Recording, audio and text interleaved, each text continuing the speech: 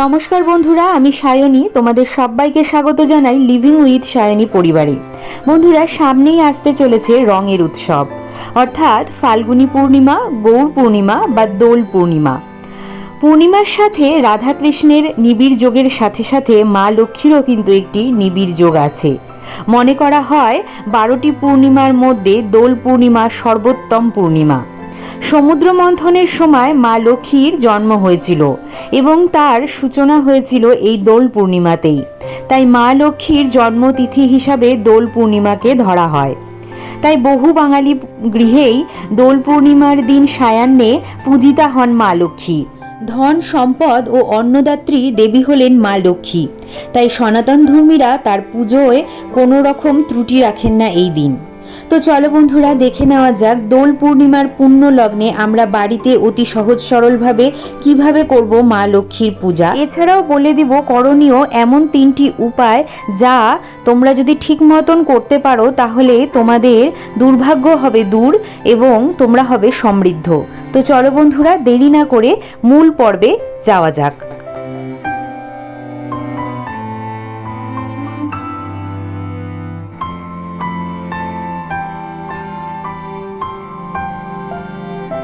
স্নানাদি সম্পন্ন করে চলে এসেছি ঠাকুর মন্দিরে। প্রথমেই একটু আলপনা দিয়ে নিচ্ছি। মা লক্ষ্মীর পুজো আলপনা ছাড়া কিন্তু অসম্পূর্ণ বন্ধুরা। তো তোমরাও হয় চালের গুঁড়ো না হলে খড়িমাটি, যেটা দিয়ে সম্ভব একটু মায়ের সামনে আলপনা অবশ্যই দিয়ে নেবে। হাতে নিয়ে নিচ্ছি গঙ্গা জল, করব আচমন। বলছি ওম তদ্বিষ্ণু পরমং পদম সদা পশ্যন্তি সুরয় দিবিব চক্ষুরাতম নমো বিষ্ণু নমো বিষ্ণু নমো বিষ্ণু। এরপর হাতে আবারও একটু গঙ্গা জল নিয়ে হাতটা পরিষ্কার করে ধুয়ে নিচ্ছি। পূর্ব দিকে আসন পেতে আমি নিজেও বসেছি, আর পূর্ব দিকে মুখ করে একটি জল চৌকি রেখেছি বন্ধুরা। তার উপরে একটি লাল রঙের কাপড় পেতে নিয়েছি, আর এখানে দেখো গঙ্গা জল ছিটিয়ে আমি আসন শুদ্ধিকরণ করে নিলাম। মা লক্ষ্মীর গোলাপ ভীষণ প্রিয়, তাই গোলাপের পাপড়ি ছিটিয়ে ফুলের আসন তৈরি করে নিচ্ছি। আজকে আমি চিত্রপটে পূজাবিধি সম্পন্ন করব। তোমরা চাইলে পাথর বা পিতলের মূর্তিতেও পূজাবিধি সম্পন্ন করতে পারো। পূজাবিধি শুরু করার আগে চলো দেখে নেওয়া যাক এই বছর অর্থাৎ 2024 সালের দোলযাত্রার পূর্ণাঙ্গ সময়সূচি। এই বছর দোল পূর্ণিমা পড়েছে ইংরেজির 25শে মার্চ 2024, বাংলার 11ই চৈত্র 1430 সোমবার। এই দিন পূর্ণিমার ব্রত উপবাস ও দেবদোল, আর এই দিন সূর্যোদয় পাবে পূর্ণিমার। পূর্ণিমা তিথি শুরু হচ্ছে আগের দিন 24শে মার্চ দিবা ঘন্টা 9টা 44 মিনিট থেকে, আর পূর্ণিমা তিথি থাকবে পরদিন দিবা ঘন্টা 11টা 48 মিনিট পর্যন্ত। এই দিন পূর্ণিমার নিশিপাল। বন্ধুরা, যেহেতু আমরা মা লক্ষ্মীর পুজো সায়ান্নে করে থাকি, তাই 24শে মার্চ পূর্ণিমার নিশি পালন হচ্ছে, আর এই দিনই মা লক্ষ্মীর পুজো করাটা অত্যন্তই শুভ। পূজাবিধি শুরু করার আগে অগ্নিদেবকে আমি আবাহন করে নিয়েছি, অর্থাৎ একটি প্রদীপ প্রজ্বলিত করে নিয়েছি। মা লক্ষ্মীর সুগন্ধি দ্রব্য অত্যন্তই প্রিয়, তাই জন্য আমি গৃহের বাতাবরণকে সুগন্ধিত করার জন্য একটি ধূপকাঠি প্রজ্বলিত করে নিয়েছি। অগ্নিদেবকে আমি গৃহে আবাহন করেছি, তাই তাকে একটু পুষ্পর দ্বারা অভিষেক করে নিচ্ছি। মায়ের স্নানের বিধি শুরু করব। স্নানের জন্য আমাদের লাগছে গোলাপ জল, গঙ্গা জল এবং অঘরু, আর তার সঙ্গে লাগছে একটি পরিষ্কার গামছা। বন্ধুরা, তোমাদের কাছে যদি পাথর বা পিতলের মূর্তি থাকে তাহলে এই দিন অতি অবশ্যই তোমরা পঞ্চামৃত করাবে।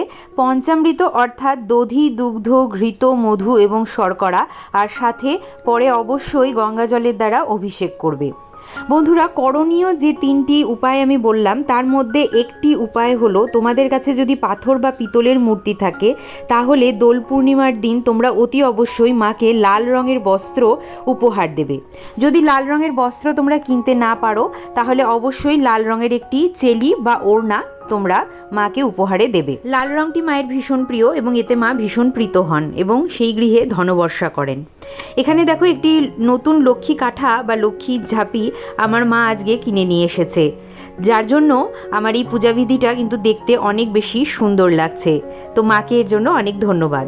লক্ষ্মী কাঠার মধ্যে আমি লক্ষ্মী কড়ি দিয়ে দিলাম। এই কড়িগুলো প্রত্যেক বছরই আমার পুজো হয়, আর তার মধ্যে দিলাম একটি কাঁচা টাকা। এর সাথে দেখো গাছকৌটো, আলতা, সিঁদুর আমি সব কিছুই এক জায়গায় গুছিয়ে নিয়েছি। গাছকৌটোতে আমরা সিঁদুর ভরে দিয়েছি, আর এগুলো আমরা সাজ শৃঙ্গারের বস্তু হিসাবে মাকে অর্পণ করব। মায়ের পুজোতে লাল চন্দন লাগে, তাই আমি এখানে একটু লাল চন্দন বেটে নিচ্ছি। জয় মা লক্ষ্মী, জয় মা লক্ষ্মী, জয় মা লক্ষ্মী, এই জপ করতে করতে মায়ের ললাটে আমি লাল চন্দনের তিলক করে দিলাম। লাল চন্দন সহযোগে একটি মালা মাকে নিবেদন করছি।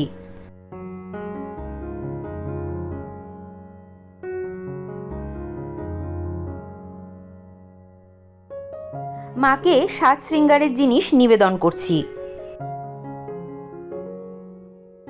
মায়ের বাম হস্তে আমি একটি ধানের ছড়া বা ধানের শীষ দিয়ে দিচ্ছি।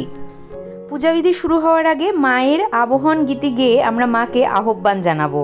এসো মা লক্ষ্মী, বসো মা লক্ষ্মী, উড়ায়ে কনক অঞ্চলখানি, দুহাতে বিতরি করুণা সিদ্ধি, দারিদ্র দুঃখ নাশ নাশিনী, ঠাকুমা গৃহেতে হইয়া অচলা, পুজিব তোমার চরণ কমলা, তোমারই কৃপায় লোভিব সকলি, অকুলে তার মা তারণী, এসো মা কমলা হয়ে হয়েও না নিদয়া, নিবারণে মাগো দেহ পদছায়া, পাই যেন তব অপার করুণা, তুমি মোরে মাগো ছেড়ে যেও না, তোমারই ওই দুইটি চরণ স্পর্শে হৃদয়ে জাগিবে শক্তি হরষে, রাখিব তোমারে সবারই শীর্ষে, পুজিব চরণ কমলখানি, আমপানে চাও করুণা নয়নে, দাও মাগো শান্তি তাপিত পরাণে, শেষ দিনে রেখো মাগো চরণে, ও ভব পারের ওই তরণী। ঘট প্রতিষ্ঠার জন্য এখানে আমি একটু গঙ্গা মাটি পেতে নিচ্ছি। তো গঙ্গা মাটিতে সিঁদুরের ফোঁটা দিয়ে নিয়েছি, আর আমি ধান পেতে তারপরেই মায়ের ঘট বসাই, এটা তোমরা সবাই জানো বন্ধুরা। তার উপরে আমি একটু গোলাপের পাপড়ি ছিটিয়ে দিচ্ছি। পিতলের একটি ঘটে মঙ্গল চিহ্ন এঁকে নিয়েছি, আর এখানে আমি জলপূর্ণ করে নিচ্ছি ঘরটিকে। বন্ধুরা, আজকে আমি একটি আমসরা জোগাড় করে এনেছিলাম, কিন্তু সেটা কিছুতেই দিতে পারলাম না, কেন অত্যধিক গরমের জন্য আমসরাটি আমার শুকিয়ে গেছে। তাই পিতলের আমসরাতেই এরকম সিঁদুরের ফোঁটা দিয়ে নিচ্ছি। কোনো কিছু নষ্ট হয়ে যাওয়ার জন্য কাজ কিন্তু বন্ধ থাকতে পারে না, তাই কাজটাকে আমি চালিয়ে গেলাম। তোমরা বলো যে কীরকম লাগলো। আর এখানে দেখো একটি পান পাতাতে আমি 3টি সিঁদুরের ফোঁটা এঁকে নিয়েছি। পানের বোটাটা কিন্তু অবশ্যই মঙ্গল চিহ্নর দিকে থাকবে। আর এর উপরে আমি দিচ্ছি একটি কদলী বা কলা, তাতেও সিঁদুরের ফোঁটা দিয়ে নিয়েছি 3।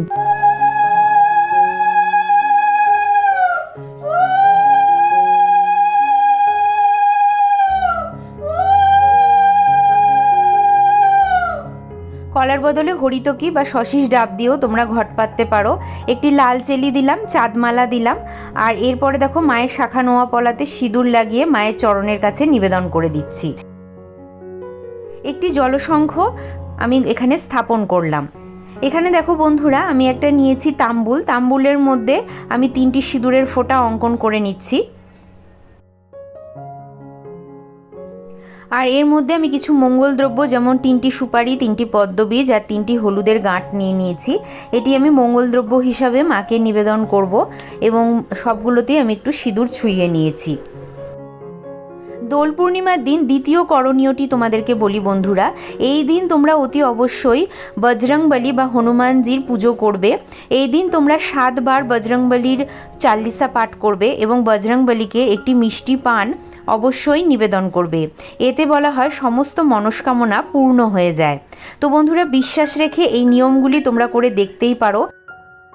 মায়ের পুজো করার আগে আমি গণপতি বাপ্পার পুজো করছি। বলছি ওং গাং গণপতয়ে নমঃ, ওং গাং গণপতয়ে নমঃ, ওং গাং গণপতয়ে নমঃ।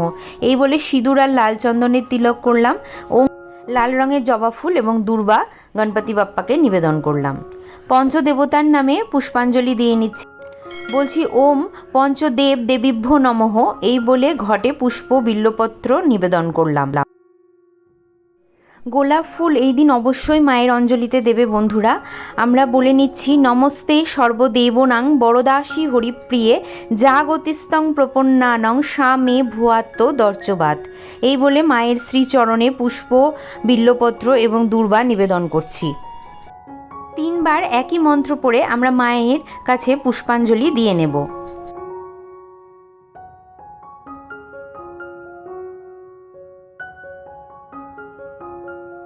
এরপর আমরা মঙ্গল দ্রব্যে পুষ্প নিবেদন করব এবং আসনটিকেও সুন্দর করে সাজিয়ে নেব। প্রণাম মন্ত্র বলছি। ওং বিশ্বরূপস্য ভর্জাসে পদ্মে পদ্মালয়ে শুভে সর্বতো পাহি মাং দেবী মহালক্ষ্মী নমস্তুতে। বন্ধুরা, এখানে আমি দেখো পঞ্চদেবতার জন্য একটি নৈবেদ্য নিয়েছি। 3 রকমের ফল নিয়েছি, যাতে আছে কমলালেবু, চিকু বা সবেদা এবং জামরুল।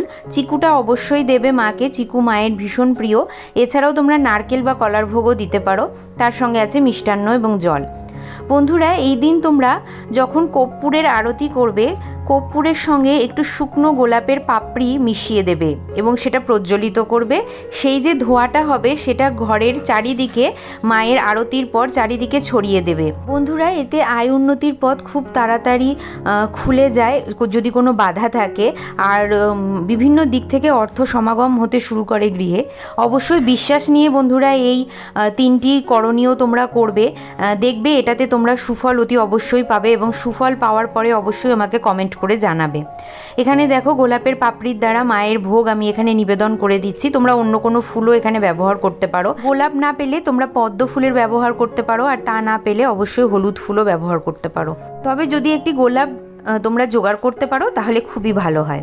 যেহেতু দোল পূর্ণিমা, তাই আমরা কিছু আবির মায়ের পায়ে নিবেদন করব। তার জন্য দেখো একটি থালার মধ্যে আমি বিভিন্ন রঙের আবির সাজিয়ে নিয়েছি। এই আবিরের কি মাহাত্ম্য এবং কোন রং নিবেদন করলে আমরা জীবনে কি সুফল পাবো সেই নিয়ে আমি দোল পূর্ণিমার রাধাকৃষ্ণের পূজাবিধিতে বলে দিয়েছি বন্ধুরা। আমি আই বাটন আর ডেসক্রিপশানে সেই ভিডিওগুলোর লিঙ্ক দিয়ে দেবো, তোমরা যেয়ে অবশ্যই দেখে নিতে পারো। মা লক্ষ্মীর লাল রঙটি অত্যন্তই প্রিয়, তাই জন্য আমি একটি গোলাপের পাপড়ির দ্বারা মায়ের পায়ে লাল রঙের আবির নিবেদন করছি। তোমরা লাল, হলুদ, গোলাপি বা কমলা রং, যেগুলো মায়ের অত্যন্ত প্রিয় রং, সেই রঙের আবির মায়ের পায়ে এই দিন অতি অবশ্যই নিবেদন করতে পারো। এরপর বন্ধুরা আমরা আরতি শুরু করব।